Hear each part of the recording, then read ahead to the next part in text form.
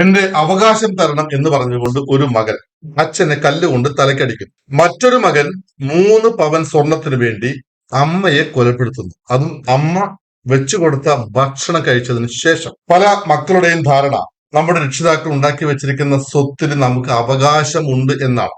അച്ഛന്റെയും അമ്മയുടെയും ഉള്ള സ്വത്ത് അത് പാരമ്പര്യമായി അവർക്ക് ലഭിച്ചതാണെങ്കിൽ കൂടിയും അവർ ജീവിച്ചിരിക്കുന്നിടത്തോളം കാലം നിങ്ങൾക്ക് അതിൽ നിയമപരമായിട്ട് നിങ്ങളുടെ അവകാശം വേണം എന്ന് പറഞ്ഞ് ചോദിച്ച് മേടിക്കുവാനുള്ള നിയമപരമായിട്ടുള്ള അവകാശമോ ഒരു മക്കൾക്കും ഇല്ല എന്ന് സത്യം മനസ്സിലാക്കണം. നിങ്ങൾക്ക് സ്വത്ത് വേണമെങ്കിൽ, നിങ്ങൾക്ക് വീട് വേണമെങ്കിൽ, നിങ്ങൾക്ക് മറ്റ് ആഡംബര കാറ്, മൊബൈല് എന്ത് വേണമെങ്കിലും നിങ്ങൾ അധ്വാനിച്ചുണ്ടാക്കണം. രക്ഷിതാക്കളുടെ ചുമതല എന്ന് പറയുന്നത് നിങ്ങൾക്ക് ജന്മം കൊടുത്ത് നിങ്ങളെ വളർത്തി നിങ്ങൾക്ക് സ്വന്തം കാലിൽ നിൽക്കുവാനുള്ള പ്രാപ്തി ഉണ്ടാക്കുക മാത്രമാണ് അവരുടെ ഉത്തരവാദിത്വം. ഇത് മനസ്സിലാക്കാതെയാണ് പല മക്കളും രക്ഷിതാക്കളോട് പെരുമാറുന്നത്, അവകാശം ചോദിച്ച് വഴക്ക് കൂടുന്നത്, ബഹളം കൂട്ടുന്നത്, ആക്രമിക്കാനും കൊലപ്പെടുത്താനും വരെ മുതിരുന്നത് ഇവരുടെ തെറ്റായ ഒരു വിചാരം മൂലമാണ്.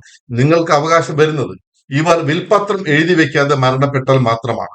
ഇനി ഇവർ നിങ്ങളുടെ പേരിലല്ലാതെ മറ്റാരുടെയെങ്കിലും പേരിൽ വിൽപത്രം എഴുതി വെച്ചാൽ നിങ്ങൾക്ക് അവിടെ യാതൊരു അവകാശവുമില്ല. അച്ഛനോ അമ്മയോ മരിച്ചു പോയാൽ നിങ്ങൾ ആ വീട്ടിൽ നിന്നും ഇറങ്ങി കൊടുക്കേണ്ടി വരും. അധ്വാനിക്കാനുള്ള, വേർപ്പൊഴുക്കുവാനുള്ള ശരീരവും ആരോഗ്യവും നിങ്ങൾക്ക് ദൈവം തന്നിട്ടുണ്ട്. മാതാപിതാക്കന്മാർ അത് വളർത്തിയെടുത്തിട്ടുണ്ട്. മനസ്സിലാവുന്നുണ്ടല്ലോ അല്ലേ?